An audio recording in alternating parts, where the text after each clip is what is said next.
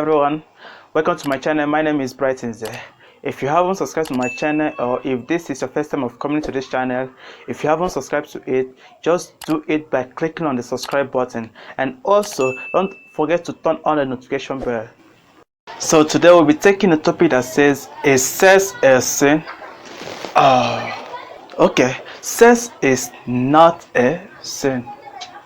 What am I even saying? Sex is also a sin. If you don't get it, don't forget about it. Be here, we are going to find the answer. So, why is sex not a sin? First of all, let's read in the Bible.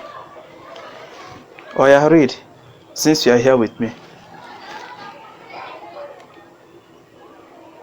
Okay, Genesis chapter 1 verse 28. And God blessed them, and God said unto them, be fruitful and multiply, and replenish the earth. Okay, we all have seen what the Bible said. The word multiply said it all. It means that sex has been in the dictionary of God right from creation. God created sex so man can reproduce, one can bring forth new ones. And for sex to be done, it must be done between a man and a woman who are both united as one in marriage. Sex is not a sin if it is done between you and your wife. The first sex that was recorded in the Bible is in the book of Genesis chapter 4 verse 1. Or you read. And Genesis chapter 4 verse 1. And Adam knew Eve his wife, and she conceived and bare Cain, and said, I have gotten a man from the Lord. This word, the word says, Adam knew his wife, and she conceived. They had sex. They had sex. So that word conceived means that they had sex and she conceived. Hello, are you getting it?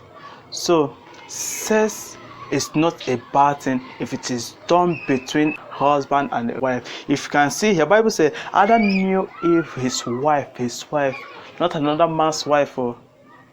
So he had sex with his wife. So for us to for sex to be considered not a sin is supposed to be done between husband and wife. So that's why I said sex is not a sin. So now, why is sex a sin? Okay.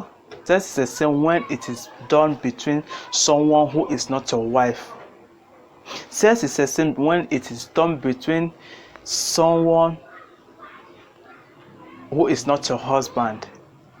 You know, in this generation, we have adopted the mentality of having sex as seeing sex as something that is ordinary.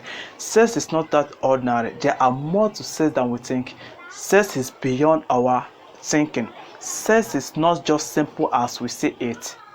We live in a generation that we have made sex to become we are seeing sex as something that is normal, that's supposed to be normal, that is norm, that is, in fact, it's no more a sin. Our generation has seen sex as something that is no more a sin, but it is quite wrong. You can remember in the book of Corinthians where the Bible said that flee fornication. The Bible called it fornication. Why? Because when you are doing it with someone who you are not married to, that's when it is called fornication. It is fornication when you are doing it with someone who is not your wife. So as a youth that you are, if you want to be having sex, if you want to be having sex, and if you don't want it to be as something that will hold you down, go and marry. I'm not telling you to go and marry because you want to be having sex, but marry because you have reached the age of getting married. Marry because you are emotionally strong, physically strong, and financially strong, so that you can be able to take care of your home. Marriage is not all about sex. That will be on another topic. We will talk about it some other time. Marriage is not all about sex. So if you want to, if you are getting married because you want to be having sex, I believe that one day you'll be tired of having that sex. So here is the conclusion: a sex between a man and a woman who are both united in marriage as one is not a sin. If you're having sex with your wife, if you're having sex with your husband, it is not a sin. But when you're having sex with someone who is not your wife, it is not a sin. When you're having sex with someone who is not your husband, it's not a sin. Thank you. Once again, my name is Brighton Ze. Bye.